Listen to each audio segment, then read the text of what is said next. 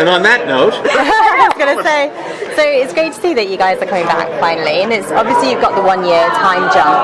Who would you say, which character has changed the most in that 1 year? well, I'm going to tell you talk about Yo-Yo, but I think what's both really smart on the part of the writers and I think fun for the audience is seeing that change. And so the short answer is they all have. And some of that is because in the deep space part of our story, those people have been away from home for a long time.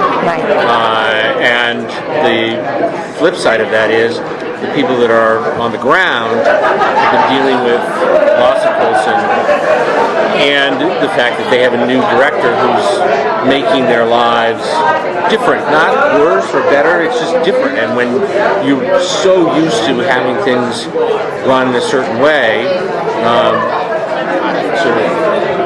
I think change is always something that's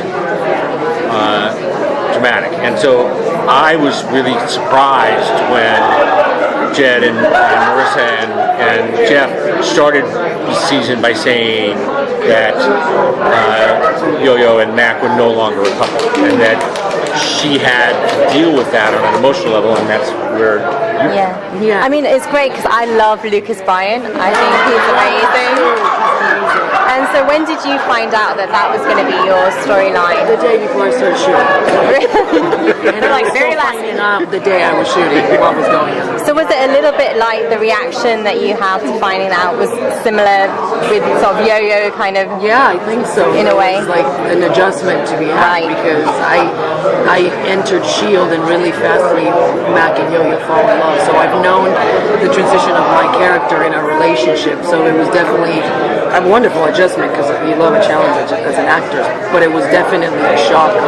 And you talking about change, it makes you have to very quickly sort of find where your character changed in the storyline to be to where she's at now and where the relationship changed. So we had to build the whole storyline in that year that made sense to Henry and I, why we would have broken up and all that stuff. So does that mean we're going to see that storyline? Like, are we going to find out? Because we're all kind of going, what happened? I know, but that's the whole fun.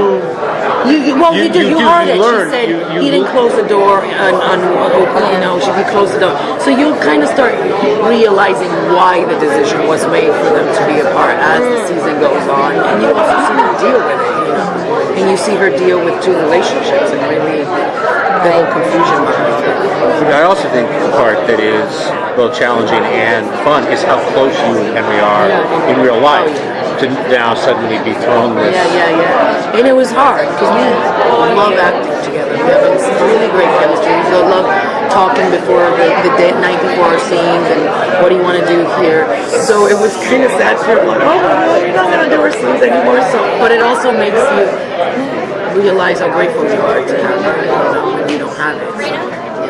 So then, in terms of sort of Mac coming, having to deal with that as well, is that going to be a major part of his storyline, or is he really going to be focused on the job? Well, I think in any of the cases, what S.H.I.E.L.D. does so well is that balance between the personal and the professional, and so he has an enormous responsibility in being the director. Certainly, as you saw at the end of the first episode, there's a new problem that is going to be has a huge impact on the team, and so that'll occupy obviously a large part of the space. But look, Henry and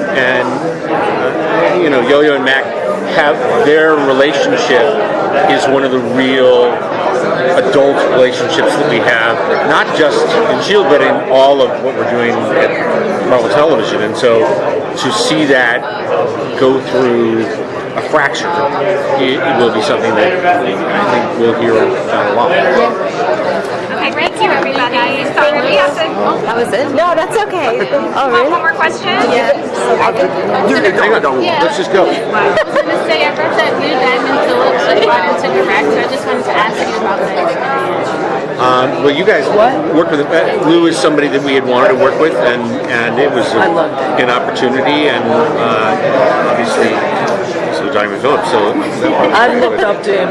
You know, he's not Latino, but he's represented us Latinos for a long time. And so for me to know that someone, I watched so many of his films, that he was going to direct us, I was really excited, and I really loved working with him. He's an actor, and it's always really unique to get directed by another actor. So I enjoyed it very much. I think one of the questions, because season 5 was kind of initially thought this might be the end of it, and then not only is 6 coming, but 7's coming. Like, how does it all feel, especially kind of in light of the Netflix shows and that?